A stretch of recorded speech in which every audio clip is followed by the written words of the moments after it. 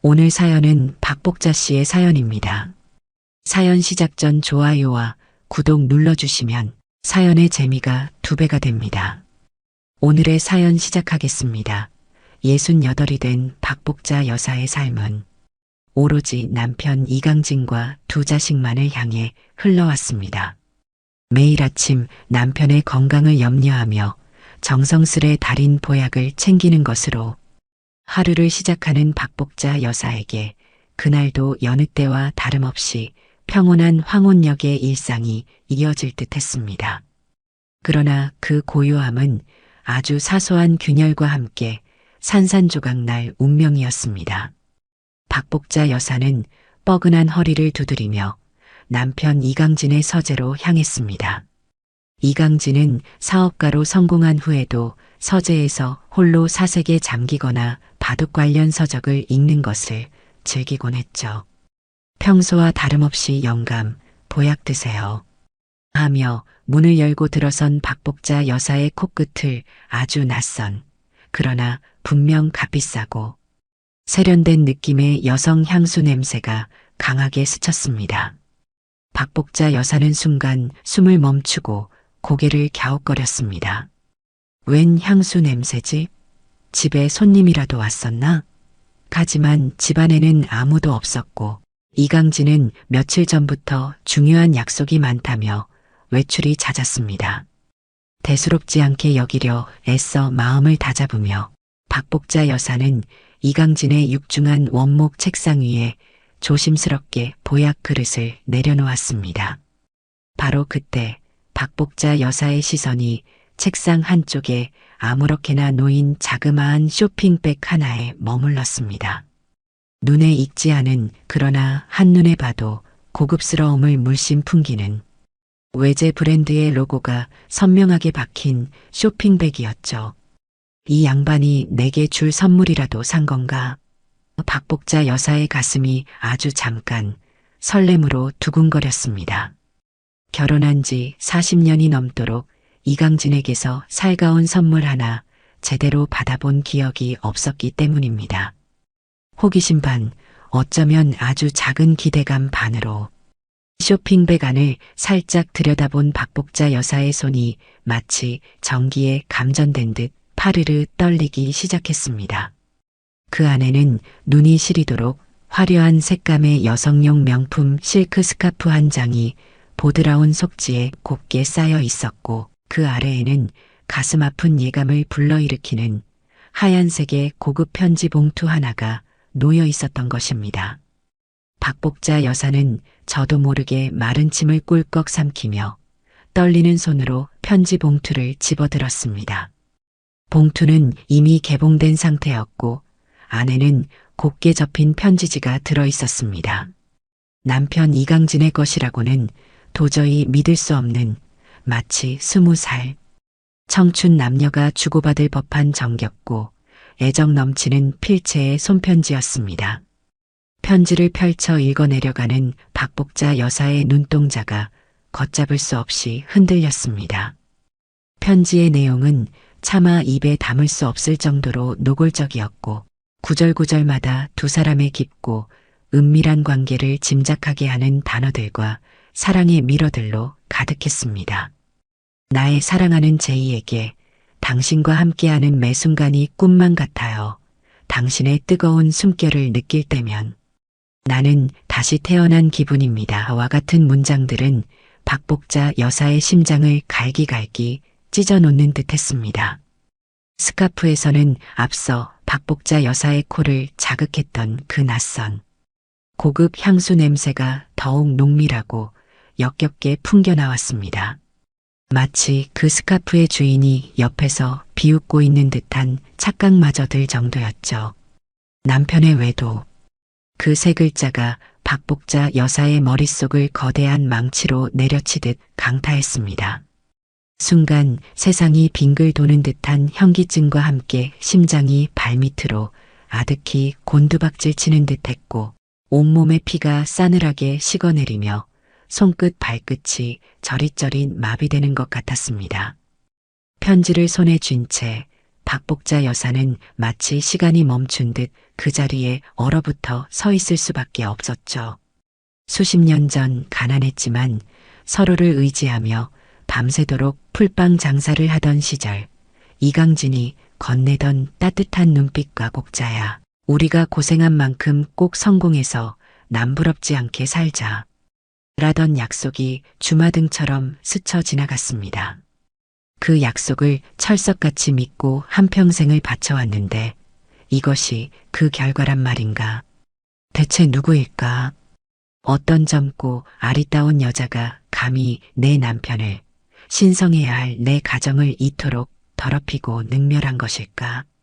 박복자 여사의 심장이 공포와 참을 수 없는 배신감으로 미친 듯이 요동치기 시작했습니다. 평생을 믿고 의지했던 남편 이강진에 대한 사무치는 원망과 그 정체 모를 상대, 여자에 대한 형언할 수 없는 분노가 뒤섞여 박복자 여사의 온몸을 격렬하게 휘감았습니다.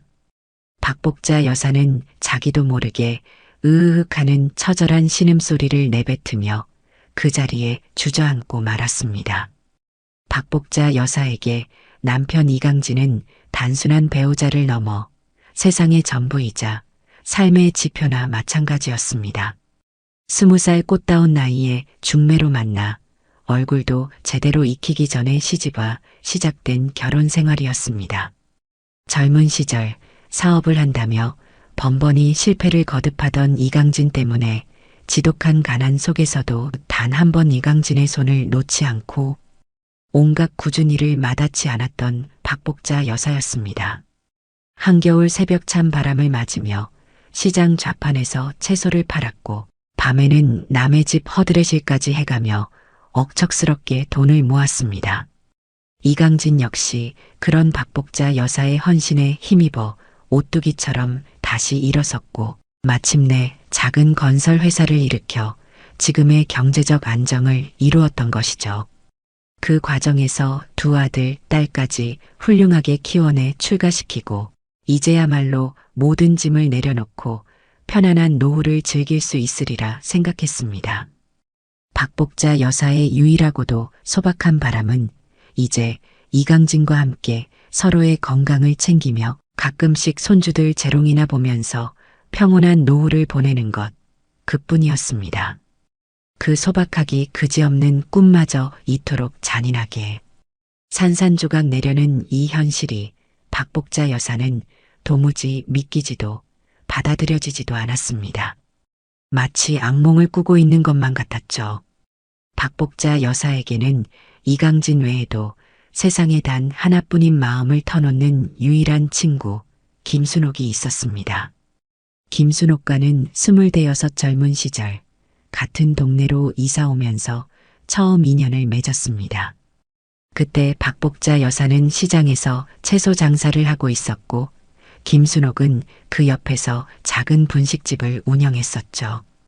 비슷한 또래였고 서로의 힘든 처지를 누구보다 잘 알았기에 두 사람은 금세 속마음을 터놓는 사이가 되었습니다.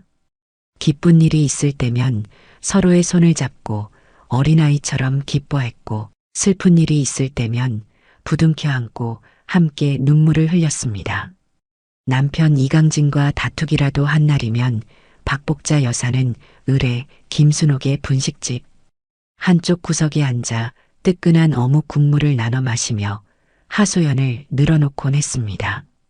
그때마다 김순옥은 복자야, 남자들이 다 그렇지 뭐.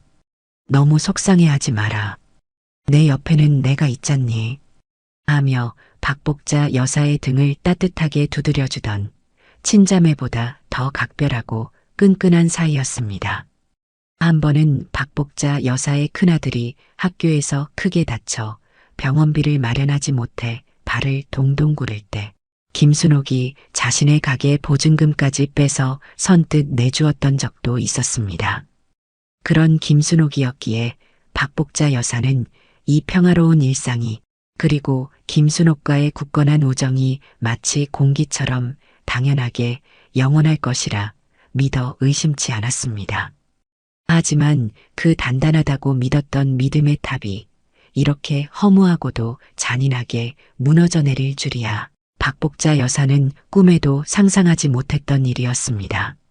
그날 남편의 서재에서 충격적인 편지와 스카프를 발견한 이후 박복자 여사의 눈에 비친 이강진의 모든 행동 하나하나가 날카로운 유리 조각처럼 의심스럽게 보이기 시작했습니다.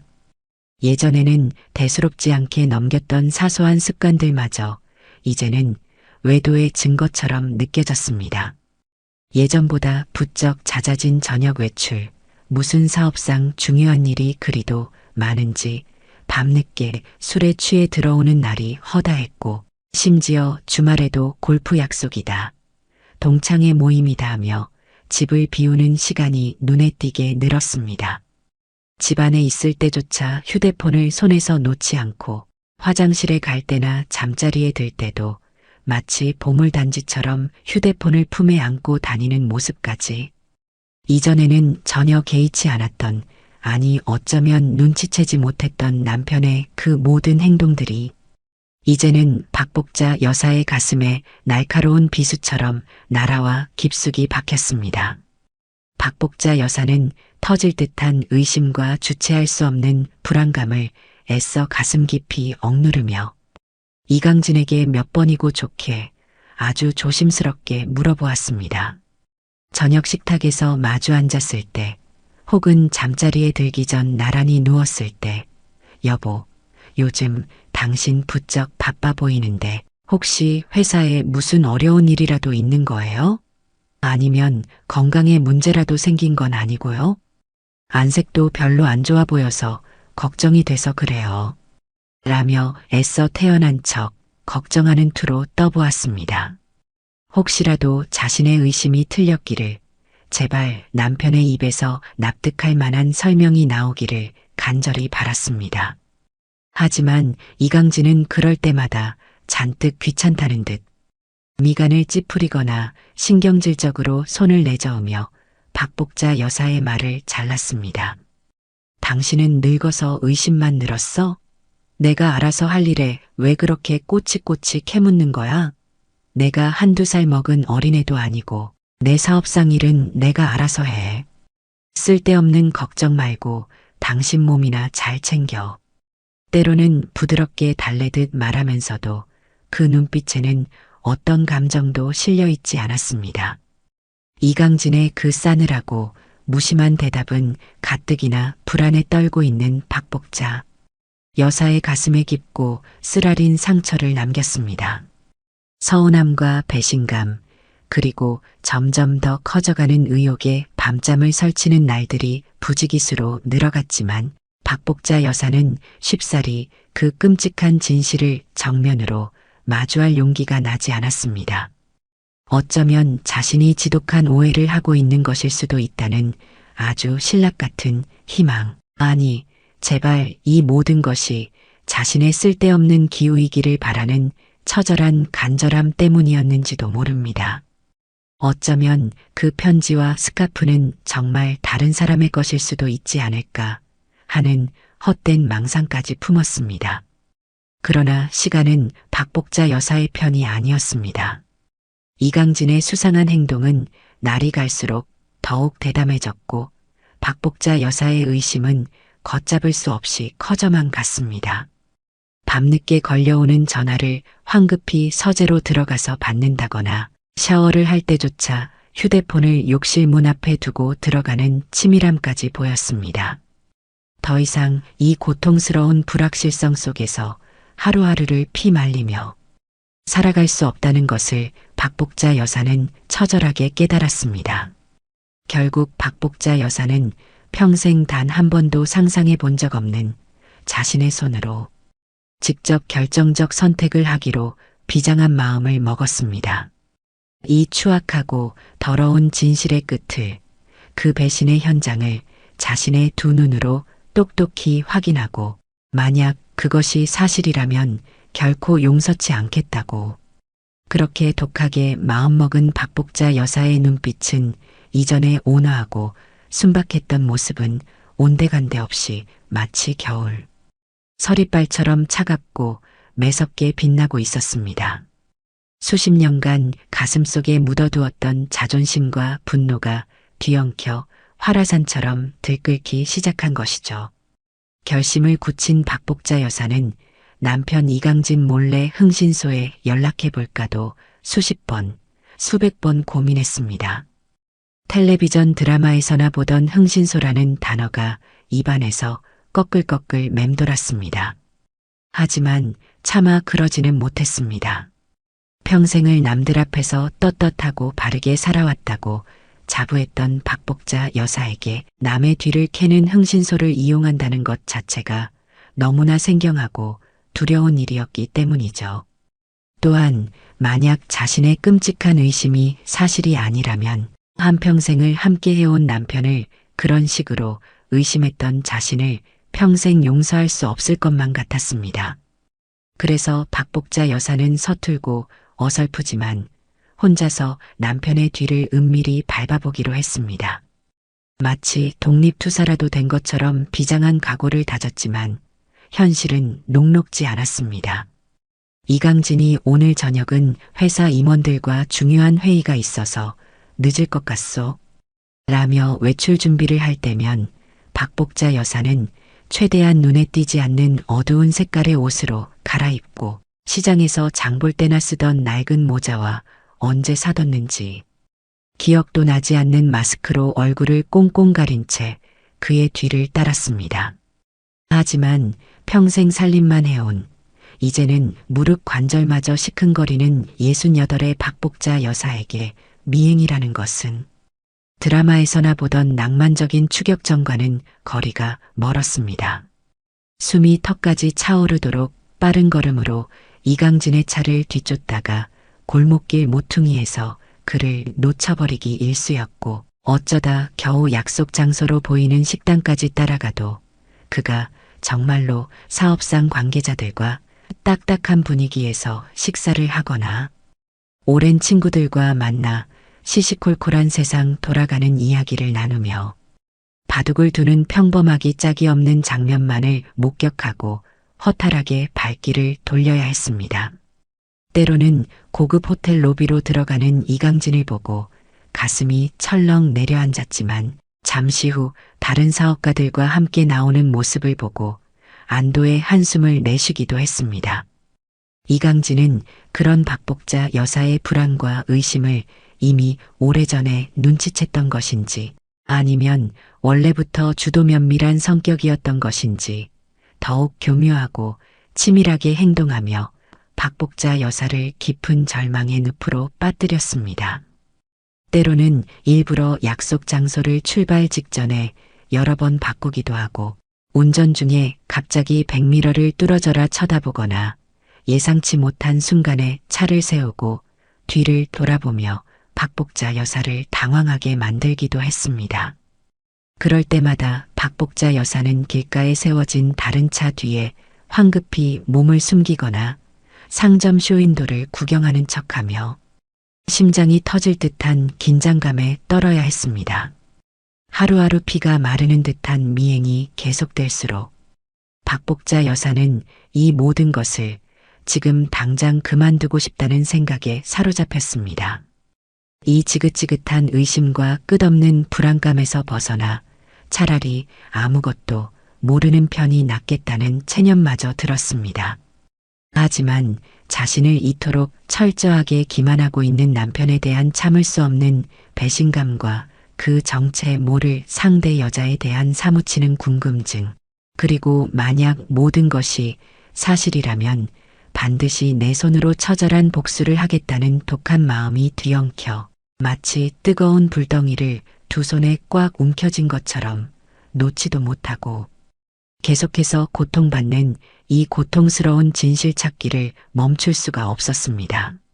박복자 여사의 몸과 마음은 이미 만신창이가 되어가고 있었습니다. 그러던 어느 토요일 아침 늦잠을 자던 이강진이 평소와는 다르게 일찍 일어나 부산을 떨었습니다. 등산복으로 갈아입고 등산화까지 챙겨 신는 모습이 어딘가 자기적으로 보였습니다. 평소 주말이면 소파와 한몸이 되어 하루 종일 텔레비전 채널이나 이리저리 돌리며 시간을 보내던 사람이 갑자기 웬 등산이냐 싶었지만 박복자 여사는 아무것도 묻지 않고 조용히 그의 행동을 지켜보았습니다. 다만 그 어느 때보다 더욱 치밀하고 냉정하게 만반의 준비를 했죠. 이강진이 오랜만에 산에 가서 맑은 공기나 쐬고 오겠소. 점심은 밖에서 해결하고 들어올 테니 찾지 마시오.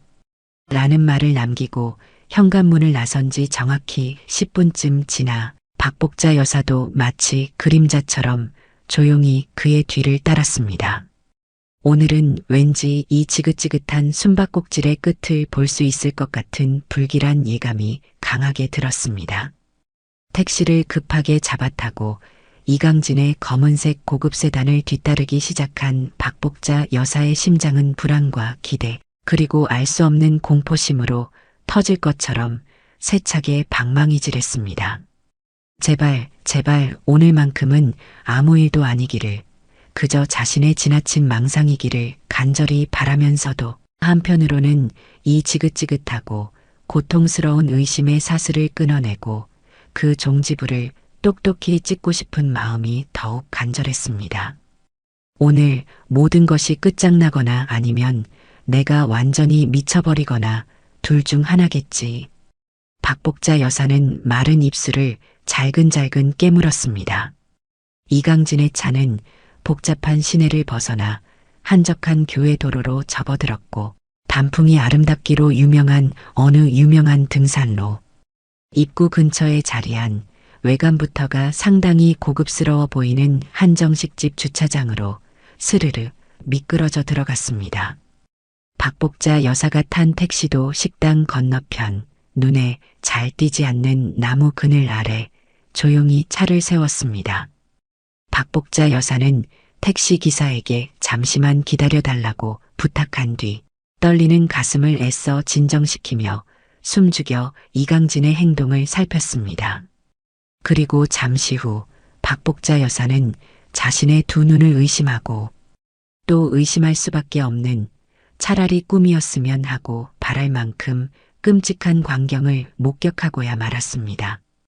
이강진이 차에서 내려 마치 귀한 손님을 모시듯 조수석 문을 열어주자 한껏 멋을 낸 그러나 박복자 여사에게는 너무나도 익숙한 실루엣의 한 여성이 수줍은 듯 그러나 만족스러운 미소를 감추지 못하며 차에서 내렸습니다.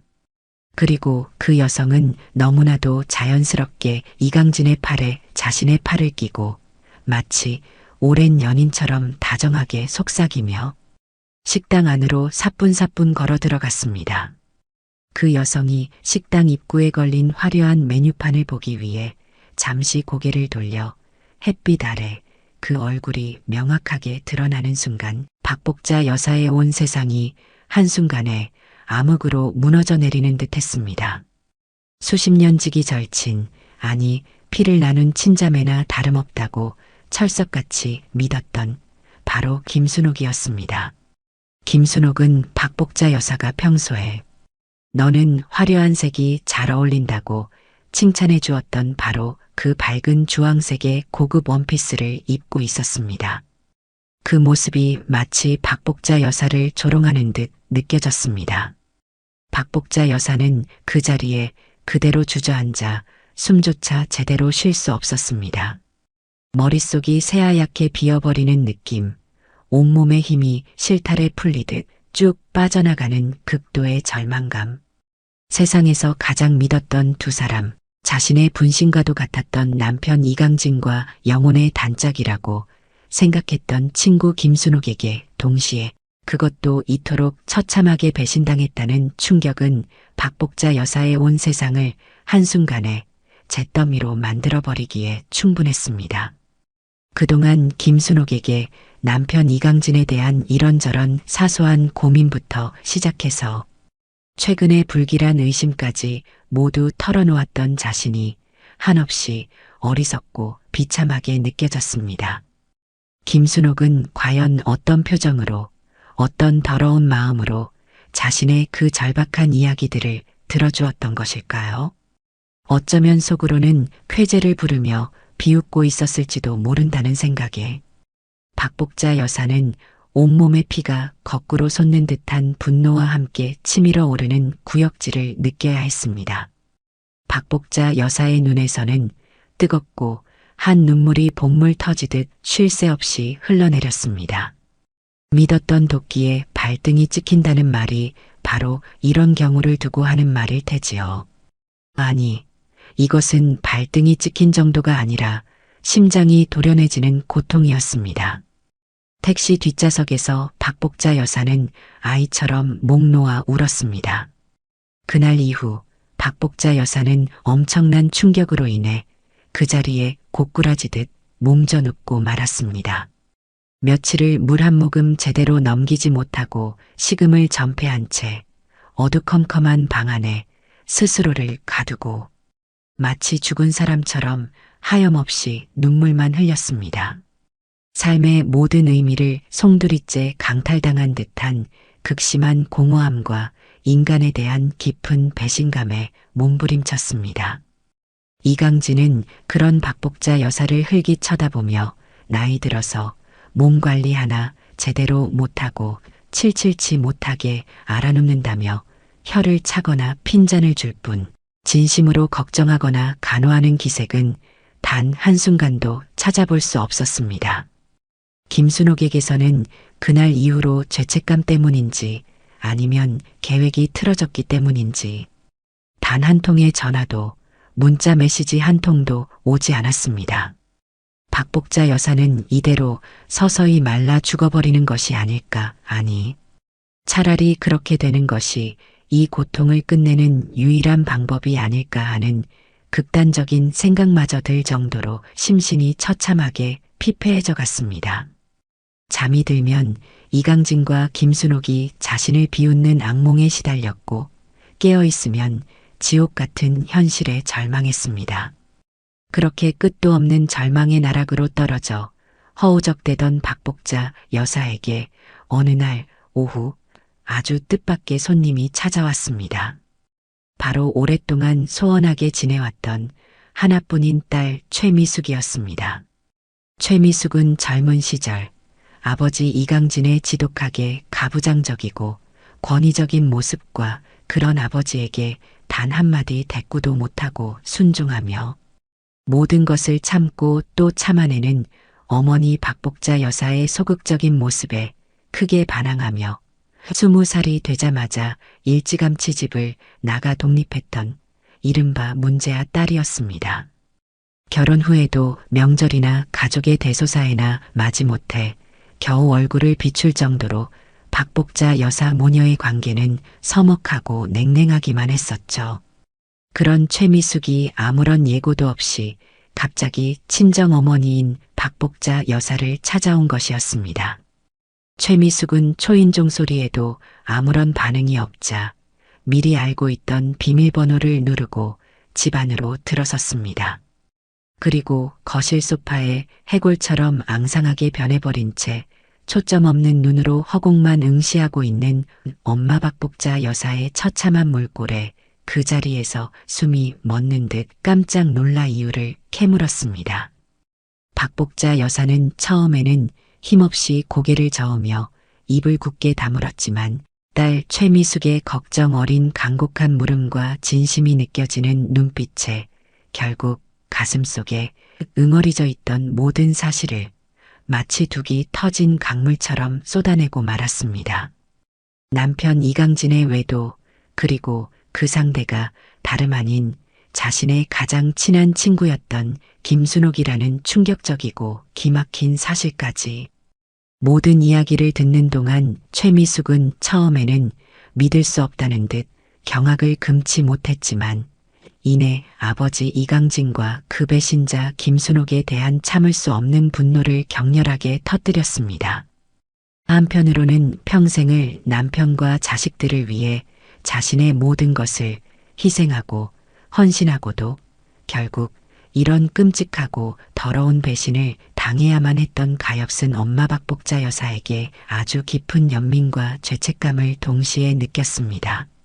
어쩌면 과거 자신이 그토록 경멸하고 답답하게만 여겼던 엄마 박복자 여사의 그 순종적이고 의존적인 삶의 방식이 결국 이런 비극적인 결과를 초래한 것일지도 모른다는 생각에 최미숙은 가슴이 미어지는 듯 아팠습니다. 내가 조금만 더 일찍 엄마 곁을 지켰더라면 하는 때늦은 후회가 물밀듯이 밀려왔습니다. 최미숙은 이 기회를 통해, 아니 이 위기를 통해 그동안 외면하고 무시했던 엄마 박복자 여사를 제대로 위로하고 이 지옥 같은 현실에서 반드시 구해내겠다고 굳게, 아주 굳게 결심했습니다. 엄마, 이제 그만 울어요. 제발 그만 울고 정신 차려요. 이건 절대로 엄마 잘못 아니잖아요. 그렇게 한평생을 바보같이 참고 또 참으면서 살았는데 돌아온 게 고작 이런 더러운 배신이라니. 내가 절대로 가만 안 둘 거예요. 그 인간 같지도 않은 두 사람 반드시 자기들이 저지른 죄값 처절하게 치르게 할 거예요. 내가 엄마 옆에서 끝까지 도울게요. 최미숙의 단호하고 확신에 찬 목소리와 따뜻하면서도 강인한 위로는 깊고 어두운 절망의 바다에 빠져있던 박복자 여사에게 마치 등대의 한 줄기 빛처럼 강렬하게 다가왔습니다. 박복자 여사에게 그 순간 딸 최미숙의 존재는 새로운 희망이자 기댈 수 있는 유일하고도 든든한 버팀목이 되어 주었습니다. 박복자 여사는 그제야 정신이 번쩍 드는 것 같았습니다. 그래, 이렇게 무기력하게 주저앉아 있을 수만은 없다는 강한 생존 본능이 꿈틀거리기 시작했죠. 복수든 새로운 삶이든 일단은 살아남아야 했습니다. 최미숙의 헌신적인 격려와 실질적이면서도 치밀한 도움으로 박복자 여사는 아주 조금씩이지만 기운을 차리기 시작했습니다. 최미숙은 마치 자신의 일처럼 발벗고 나서서 밤낮으로 유능한 이혼 전문 변호사를 수소문하고 아버지 이강진의 외도 증거와 김순옥의 상간 행위를 입증할 수 있는 증거들을 냉철하고 집요하게 수집하기 시작했습니다. 며칠 후 박복자 여사는 최미숙과 함께 변호사 사무실에서 법률 자문을 받고 이강진과 김순옥을 한자리에 불러 정식으로 삼자 대면을 하기로 결정했습니다. 더 이상 숨거나 피하지 않고 정면으로 부딪혀 그들의 죄를 묻고 박복자 여사 자신의 억울함을 풀기로 한 것입니다. 장소는 시내의 한적한 호텔 카페의 밀폐된 룸으로 정해졌습니다. 약속 장소에 먼저 도착한 박복자 여사와 최미숙은 착잡하면서도 비장한 마음으로 두 사람을 기다렸습니다. 박복자 여사의 손은 여전히 떨리고 있었지만 그 눈빛만큼은 이전과 달리 독하게 빛나고 있었습니다. 얼마 지나지 않아 약속 시간보다 조금 늦게 이강진과 김순옥이 거의 동시에 카페 안으로 들어섰습니다. 이강진은 애써 태연한 척했지만 잔뜩 굳은 표정으로 여전히 뻔뻔하고 당당한 태도를 유지하려 애쓰는 모습이었고 김순옥은 고개를 들지 못한 채 잔뜩 주눅이 들어 금방이라도 울음을 터뜨릴 것 같은 얼굴로 박복자 여사의 눈치를 살폈습니다. 네 사람이 마주 앉은 테이블 위에는 무겁고 숨막히는 침묵만이 감돌았습니다. 잠시 후 박복자 여사가 애써 침착함을 유지하며 먼저 입을 열었습니다. 그 목소리는 가늘게 떨리고 있었지만 단호함이 배어 있었습니다. 순옥아, 내가 어떻게 나한테 이럴 수가 있니?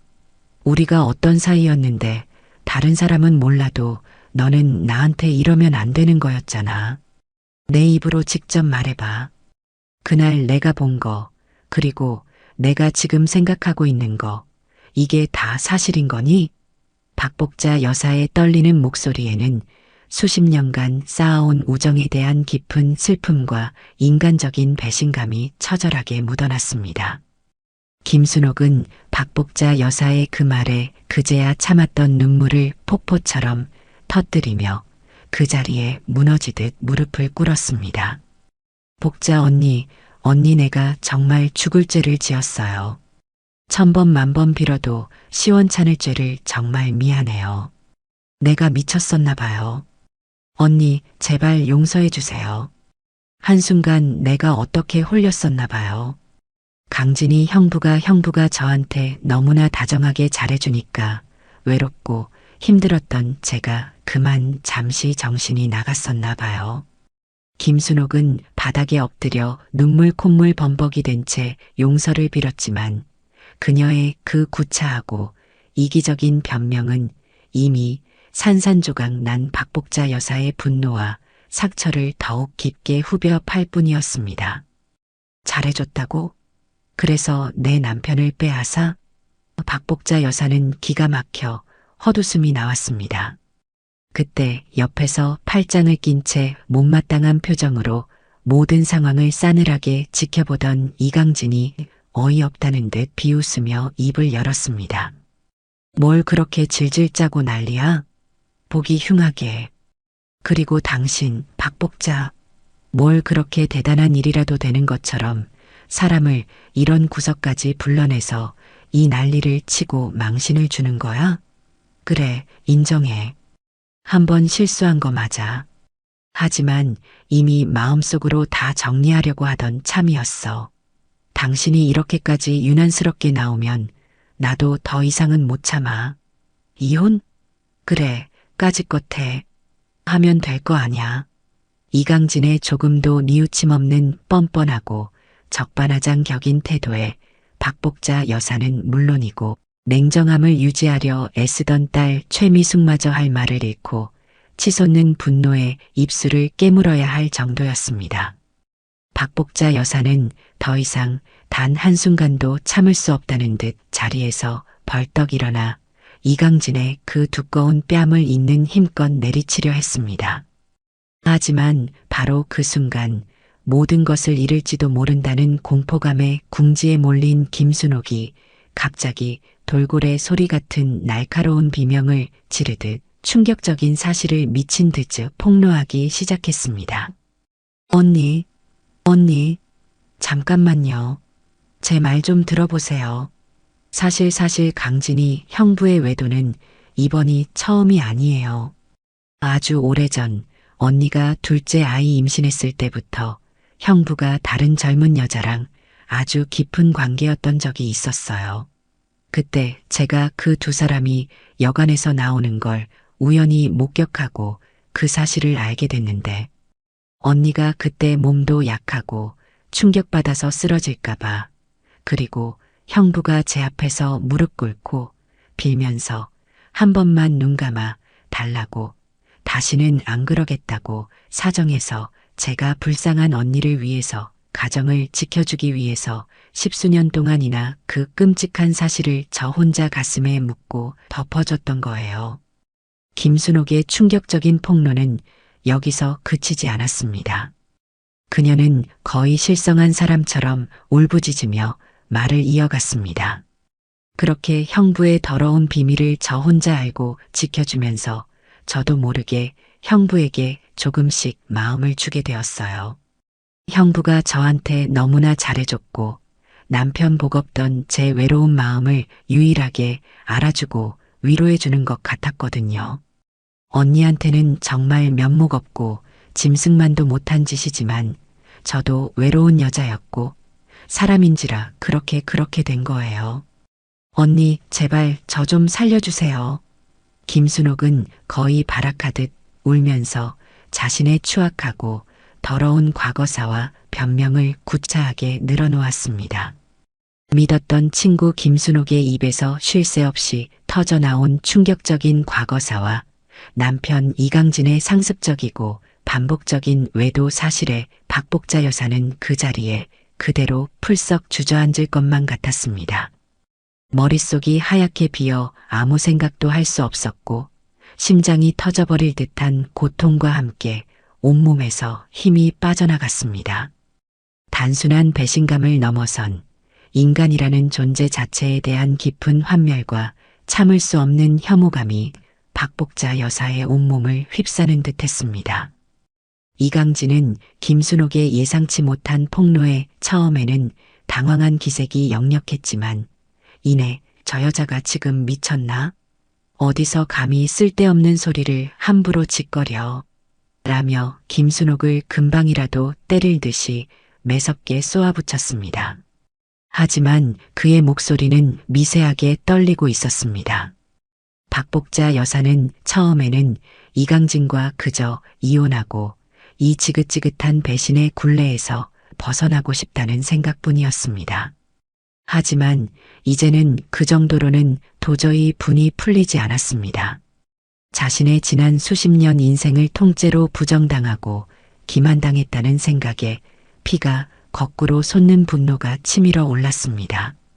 자신의 인생을 이토록 철저하게 짓밟고 능멸한 이 두 사람을 단순히 용서하거나 헤어지는 것으로 끝낼 수는 없었습니다. 반드시 사회적으로 매장시키고 법의 가장 엄중한 심판대 위에 세워 가장 처절하고 고통스러운 방식으로 응징하겠다는 독하고 잔인한 마음을 품게 되었습니다.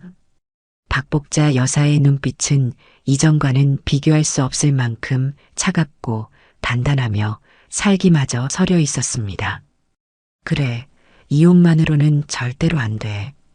당신들은 내가 겪은 이 고통의 100배, 1000배를 반드시 똑같이 겪게 될 거야. 내 모든 것을 걸고 그렇게 만들고야 말겠어. 박복자 여사는 속으로 피맺힌 절규를 삼키며 그렇게 몇 번이고 되뇌었습니다. 평생을 남에게 싫은 소리 한 번 못하고 순종적으로 살아왔던 박복자 여사가 처음으로 자신의 인생에서 가장 단호하고 무서운 선택을 결심하는 순간이었습니다. 모든 추악한 진실이 마치 판도라의 상자처럼 열리고 박복자 여사와 이강진 그리고 김순옥 세 사람의 갈등은 그야말로 파국으로 치달았습니다. 호텔 카페에 밀폐된 룸 안은 박복자 여사의 처절하고 한 맺힌 울음소리와 그런 엄마를 부축하며 냉정하게 이성을 지키려 애쓰는 딸 최미숙의 떨리는 질타 그리고 모든 것이 탄로난 이강진과 김순옥의 구차한 변명과 서로에게 책임을 떠넘기려는 추한 고성이 뒤섞여 그야말로 아수라장이 되었습니다. 박복자 여사는 평생을 바쳐 금이야 옥이야 이룩한 소중한 가정과 그토록 애지중지하며 소중하게 여겼던 찬란했던 우정이 한순간에 더러운 재가 되어버리며 참혹하고 믿을 수 없는 현실 앞에서 오열했습니다. 내 청춘, 내 인생 돌려내. 이 악마 같은 인간들아. 내가 너희들 때문에 어떻게 살았는데, 어떻게 하늘이 무섭지도 않게 나한테 이런 짓들을 할 수가 있어. 박복자 여사의 그 피맺힌 절규는 굳게 닫힌 룸의 두꺼운 문을 넘어 복도까지 새어나가는 듯 했습니다. 최미숙은 끓어오르는 감정을 애써 억누르며 더 이상 정상적인 대화가 불가능하다고 판단, 냉철하고 이성적으로 엄마 박복자 여사를 대신해 이강진과 김순옥의 파렴치하고 반인륜적인 행동과 새빨간 거짓말들을 법정에서 증언하듯 조목조목 따지기 시작했습니다. 아버지, 아니 이제 그렇게 부를 가치도 없는 이강진 씨, 그리고 한때는 이모라고 불렀던 김순옥 씨, 당신들이 저지른 짓이 얼마나 추악하고 이기적이며 용서받을 수 없는 행동인지 아직도 진심으로 깨닫지 못하시는 겁니까? 한 사람은 수십 년을 함께한 아내와 가정을 배신했고 또 한 사람은 그보다 더 긴 세월 동안 쌓아온 소중한 우정을 배신하고 친구의 남편을 탐했어요. 당신들의 그 더럽고 알량한 육신의 욕정 때문에 우리 엄마의 지난 수십 년 인생이 송두리째 부정당하고 망가졌다는 사실을 정녕 모르시겠냐고요. 평생을 가족을 위해 자신의 모든 것을 희생하고 헌신한 대가가 고작 이런 끔찍한 배신이란 말입니까? 최미숙의 서리발처럼 차갑고 날카로운 지적과 논리적인 일갈에 이강진과 김순옥은 마치 죄인처럼 고개를 깊숙이 숙인 채 아무런 대꾸도 하지 못했습니다.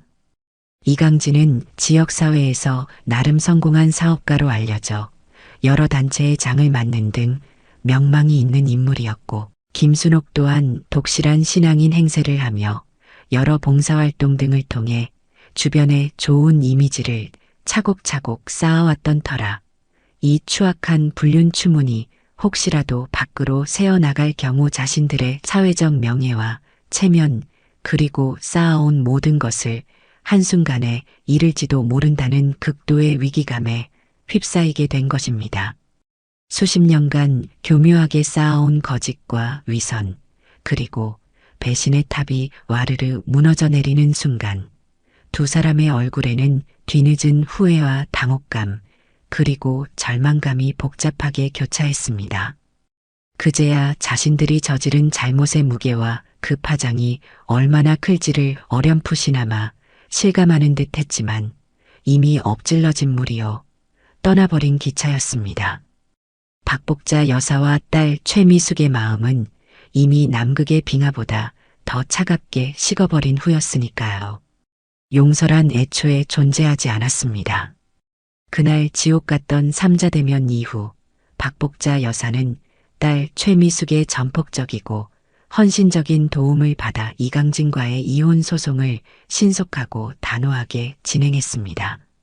최미숙이 밤샘 작업을 하며 미리 꼼꼼하게 준비해둔 이강진의 외도, 증거들 카드 사용 내역, 차량 블랙박스 영상, 통화, 녹음 파일 등과 김순옥과의 부적절한 관계를 입증하는 자료들은 소송 과정에서 그야말로 결정적인 스모킹건 역할을 했습니다.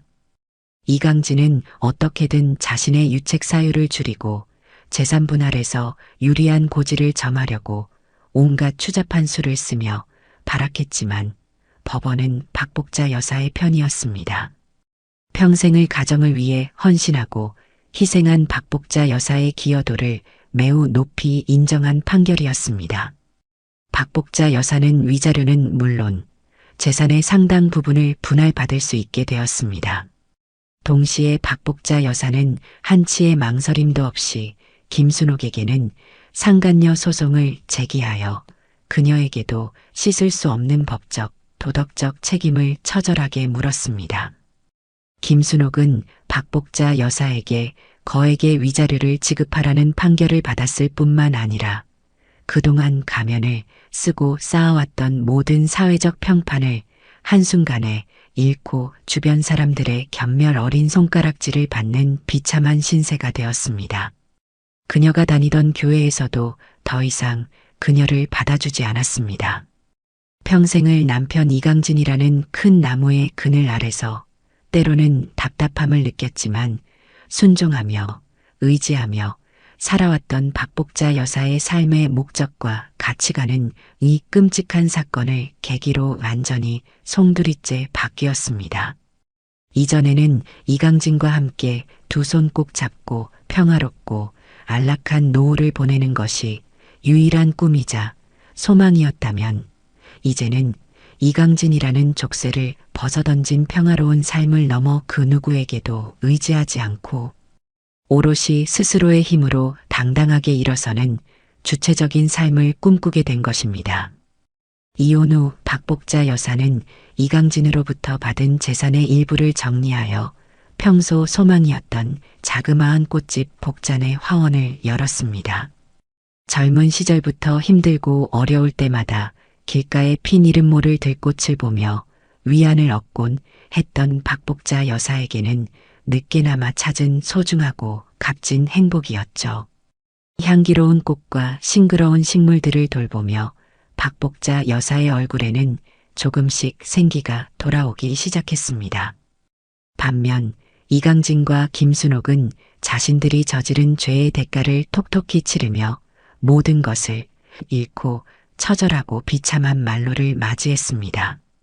이강진은 이혼 후 사업마저 급격히 기울어져 회사가 부도 위기에 처하게 되었고 평생을 바쳐 이룩했다고 자부했던 모든 것을 잃고 주변 사람들로부터도 철저히 외면당한 채 병마에 시달리며 외롭고 쓸쓸한 노년을 보내게 되었습니다.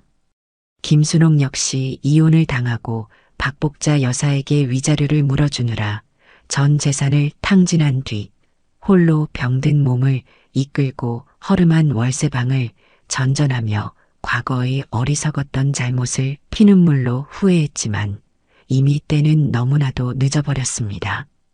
박복자 여사는 지난날의 그 깊고 쓰라린 상처를 하루아침에 마법처럼 완전히 극복하지는 못했습니다. 불쑥불쑥 악몽처럼 떠오르는 배신감과 참을 수 없는 분노에 밤잠을 설치며 홀로 눈물 짓는 날도 있었지만 그럴 때마다 그림자처럼 곁을 든든하게 지켜주는 딸 최미숙과의 깊어진 관계를 통해 큰 위로와 힘을 얻었습니다. 한때는 유리장벽처럼 서먹하고 멀게만 느껴졌던 모녀 관계는 이 혹독한 시련을 함께 겪으면서 그 누구보다 서로를 이해하고 아끼는 가깝고 애틋한 사이로 기적처럼 회복되었던 겁니다. 박복자 여사는 복잔의 화원을 정성껏 가꾸며 새로운 사람들을 만나고 그들과 소소한 일상을 나누며 웃음을 되찾았습니다. 화원에서 꽃꽂이 강좌를 열어 동네 사람들과 교류하기도 하고 때로는 수익금의 일부를 떼어 작은 봉사활동에도 참여하며 조금씩 세상 밖으로 다시 한 걸음씩 나오기 시작했습니다. 쓰라리고 고통스러웠던 배신 끝에 마침내 찾아온 후련함과 평온함 속에서 진정한 자기 자신을 찾아가는 박복자 여사의 용기 있는 두 번째 새 출발이 아름답게 시작된 것입니다. 고통과 시련을 용감하게 이겨낸 강인한 여성으로서 박복자 여사의 남은 인생은 이제 그 누구의 아내, 그 누구의 엄마가 아닌 오로지 박복자 자신만의 향기롭고 다채로운 이야기로 채워질 것이었습니다. 그녀의 주름진 얼굴에는 아주 오랜만에 진심에서 우러나오는 편안하고 잔잔한 미소가 따스한 봄 햇살처럼 떠올랐습니다. 그 미소는 마치 거센 폭풍우를 용감하게 헤쳐나오고 마침내 평화롭고 잔잔한 항구에 안전하게 도착한 한 척의 배처럼 더없이 평화롭고 아름다워 보였습니다. 박복자 여사의 향기로운 두 번째 인생은 그렇게 아주 조용하지만 세상 그 무엇보다 단단하고 눈부시게 시작되고 있었습니다.